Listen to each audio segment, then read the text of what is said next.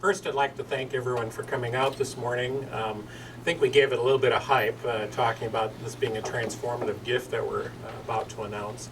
I want to thank particularly Vice President Kathy Mitchell from the City Council being here today. Carrie Kincaid wanted to be here today, but she's out taking care of a brand new grandbaby, so that always comes first. And I want to thank all the other great community supporters and partners that we have in the room. Well, one of the great privileges of being Chancellor of the University of Wisconsin-Eau Claire is the ability to share the kind of news that we're going to announce here today. It is even a greater privilege and honor to know the two Blue Golds who today are providing their alma mater with the single largest gift in nearly 100 years of history at this university, John and Carolyn Sonnentag. We are here today because of a love affair. A love affair that began in the mid-1960s when John and Carolyn Sonnentag met on campus and fell in love. I'm told it was love at first sight while attending college at then Wisconsin State University, Eau Claire. During their time, in addition to building the relationship between the two of them, grew their affection and love for this great university. John graduated in 1966 with degrees in business administration and history, and Carolyn, a 1967 graduate, earned a degree in medical technology. Right after graduation, John returned to Marathon City to work in the family business founded by his father. At a young age, he took over responsibility for running the business. Carolyn, who worked at the time in the medical technology field, later joined him as the small company's bookkeeper. As a team, they were unstoppable. Today, County Materials Corporation employs more than 1,200 people in 40 locations across the United States. In recent years, they've passed their business along to their sons, who now operate County Materials as a third-generation family business. It is truly a remarkable success story. A few years ago, our foundation began having conversations with John and Carolyn about how they might help UW-Eau Claire flourish in the future. At the time, the university was engaged in a 20-year facilities master planning process, and the greater Eau Claire community was engaged in the Clear Vision process. The university's master planning and the Clear Vision process came to separate but similar conclusions.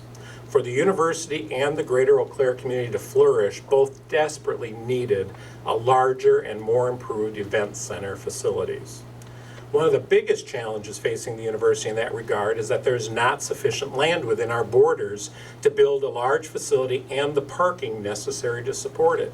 Indeed, our facilities master plan specifies that Zorn Arena replacement should be built somewhere other than the campus, but in close proximity to it. A tall order when it comes to finding suitable land.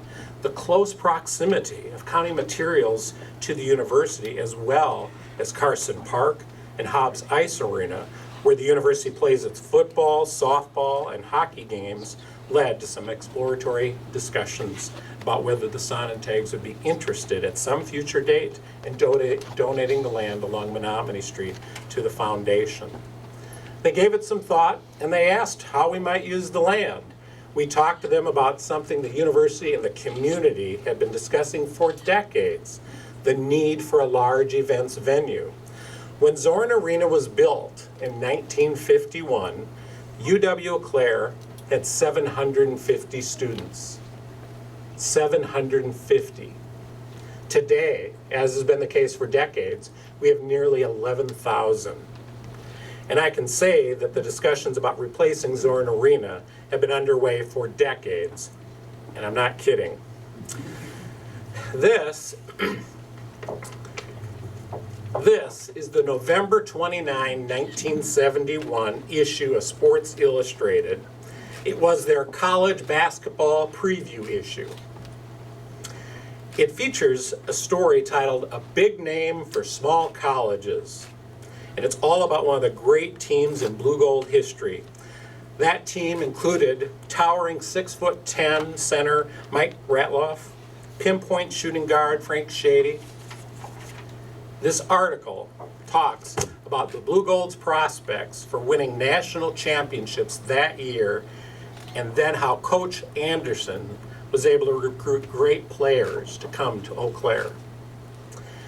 The article also describes the need to replace what is now Zorn Arena with a bigger facility. The story quotes directly, "Not too far in the future, the Blue Golds hope to be playing in a new 10,000-seat arena, but for now they'll have to make do with their tiny 3,500-seat field house." That was 43 years ago, folks, and we've been talking about it ever since. So today, I'm pleased to say that thanks to the Sonnentag's generosity, not too far in the distant future, just got a whole lot closer. The Sonnentags are donating all of the county materials land that borders the Chippewa River and Menominee Street to the UW Eau Claire Foundation. In addition, the Sonnentags are working with Blue Gold Real Estate, a subsidiary of the UW Eau Claire Foundation, and the Phi family to acquire the student transit bus site located between here and the Hobbs Ice Arena and relocate their business.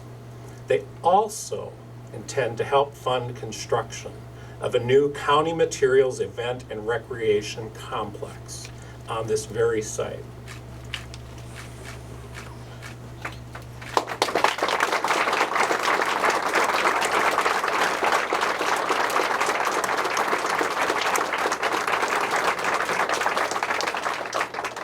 While planning for the complex has not begun, the concept is for approximately 7,500-seat multi-purpose event center, as well as recreation and athletic facilities for UW Eau Claire.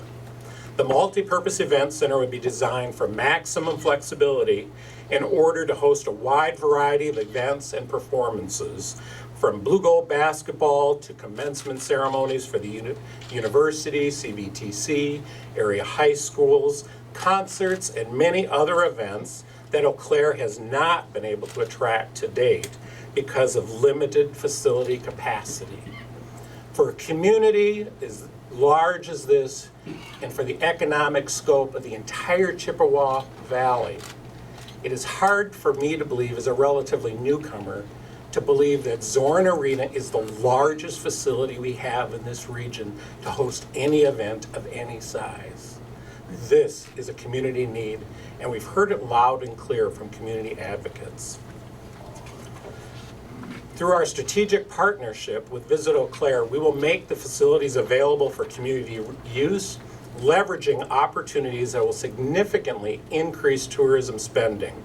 We also intend to use this remarkable site to its highest and best use by identifying parcels for private development of businesses that would complement the multi-purpose event center and would thus improve the local tax base.